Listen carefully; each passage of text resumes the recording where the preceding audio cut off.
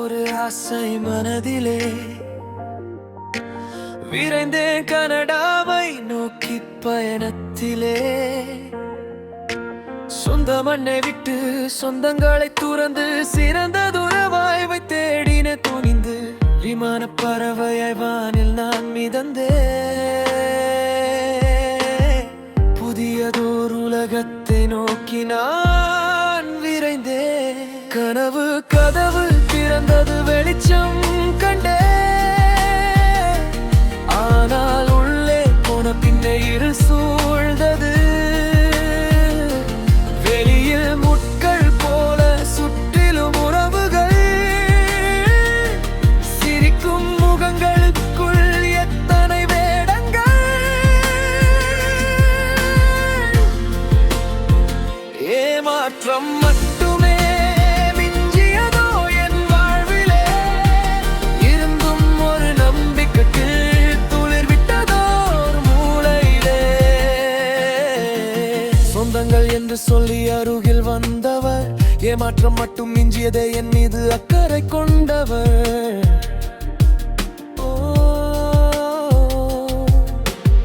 பழகிய நண்பர்கள் பாசமாய் பேசியவர், சந்தர்ப்பம் தேடிய திரியும் சதிகாரனானார்.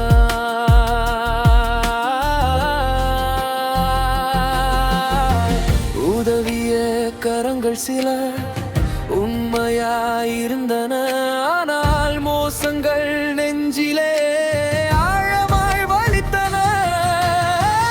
கண்ணீர் துளிகளே தலையணைக்கு தெரியுமே, இந்த கானகத்தில் தனிமையின் சுமை தாங்க முடியவில்லை.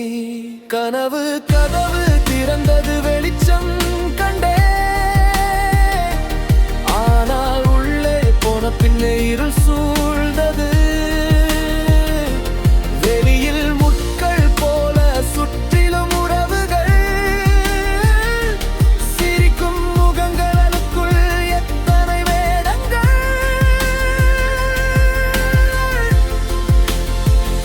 ஏமாற்றம் மட்டுமே மிஞ்சியதோ என் வாழ்விலே. இருந்தும் ஒரு நம்பிக்கை துளிர் விட்டதோர் மூளையிலே. அழிந்த நம்பிக்கைகள், உடைந்து போன இதயங்கள், ரகுகையின் சத்தமாயிருந்தன என் இரவுகள்.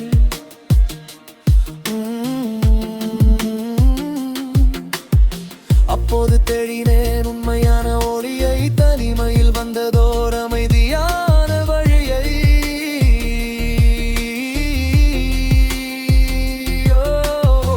என் வாழ்கின்ற திரையின் கதகுகளில் ஒளித்தரு,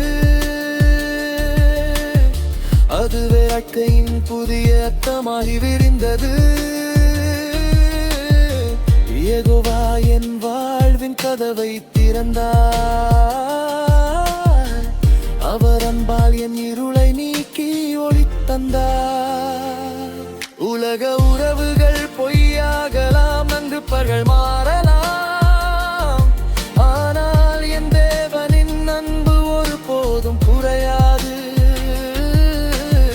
வாழ்க்கையின் உண்மை இதுவே என்றும் உணர்ந்தே. நன்றி யெகோவா, நீர் எனக்கு வழி காட்டினீர். கனடா